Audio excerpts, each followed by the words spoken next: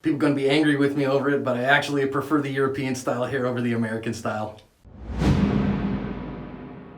Had some people talking to me about the HK, this is a VP9 SK, and its paddle style magazine release versus something like a Glock or almost every other design with a button style, and why I like the actual paddles significantly more than I like the button. So let's talk about it. Now this case is totally personal preference. I'm just gonna start that right here. I'm not talking to you about right versus wrong or whatever, but one of the reasons that I went to the HK was the paddle release. Now this particular one, a Glock 30 and 40 by God 5, as John Moses Browning intended, is a fine gun, and I don't have any problem with Glocks. I mean, they're not quite as perfect as sometimes their marketing makes them out to be, but it's a fine gun. His gun is good. The other thing that I'll say here about these at the get-go is that, in my opinion, for most CCW gunfights, the vast majority of them, reloading is not an emergency action, but an administrative action.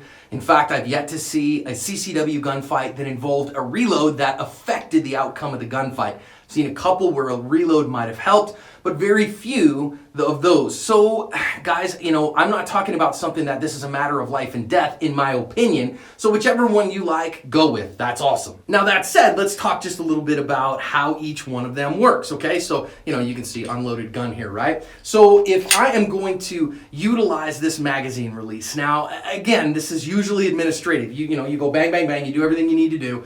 And now it's time to reload the gun. This is something you're going to do again and again and again on the range. And we do train because, you may as well do it the right way. So we train to do it like you would in an emergency procedure. So you have to start by dropping the magazine, go get your secondary source of ammunition, put it in the gun. So all we're talking about here, this only part, is dropping this magazine. And to do that, you have to use this button, right? So this little button right here, if I push it, it drops the magazine free, right? We're good. Now, how do we go about doing that? Well, it depends. Some people have these really long, like Groot thumbs, and because they have that big old long Groot thumb, they can reach out and just grab it and press, and the magazine drops free. And if you've got big monster mitts, that might work. Steve Fisher, I'm talking to you. But for most people, and I'm certainly included in that, I got pretty big hands, not giganto mitts. I generally wear an XL glove.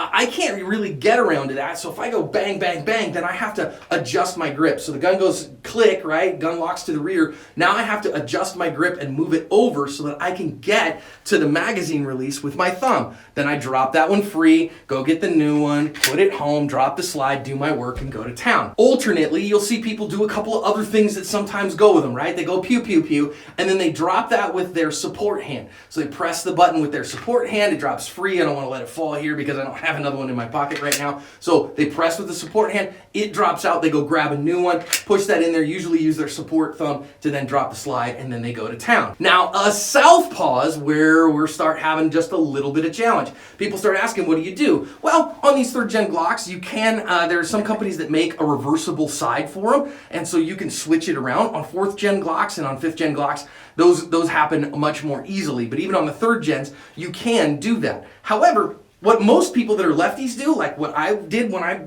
carried a Glock for, I carried a Glock 19 for about 4 years.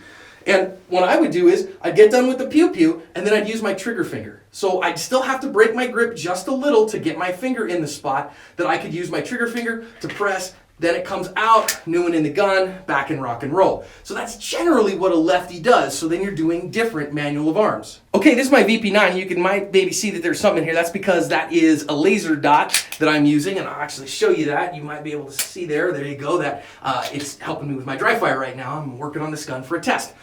So, the reason that I like this paddle release is the paddle release works the same on both sides. One of the reasons I like this particular gun has a slide stop lever here, another slide stop lever on this side. That's a good thing. Has a magazine release on this side, magazine release on this side. So, here we go. Bang, bang, bang. We go and do our thing. Then I maintain my full firing grip. Drop that out. Of course, this is a subcompact, so I'm gonna have to let my pinky off of it. Out she comes, new one in, and rock and roll. Do my thing. If the gun goes over to my right hand, guess what I do? Pew, pew, pew. Now I've trained myself, same exact thing. Magazine falls out, and I always use my index finger, which keeps my index finger off the trigger.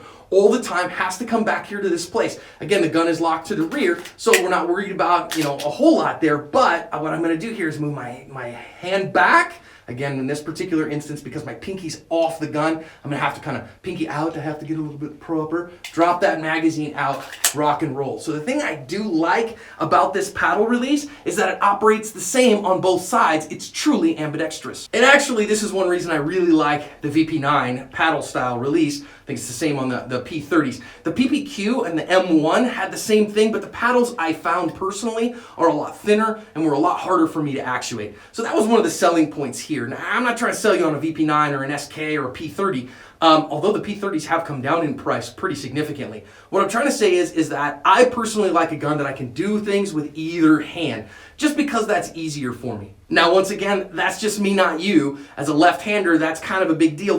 The other thing that I see as a left-hander is that, I'm gonna bring this up here so you can see if I can get you to see it right there. You can see that the Glock in particular, that button, that paddle release kind of digs into my finger there. And after a while, if I go shoot 300-400 rounds, I go take a class during the day, that particular magazine release just digs into my finger after a while and drives me nuts. Now that can be fixed, a little bit of time with a Dremel or a replacement magazine latch or any of those kind of things, that can be done. But with the paddle, I don't have to worry about that, and it's easier for me.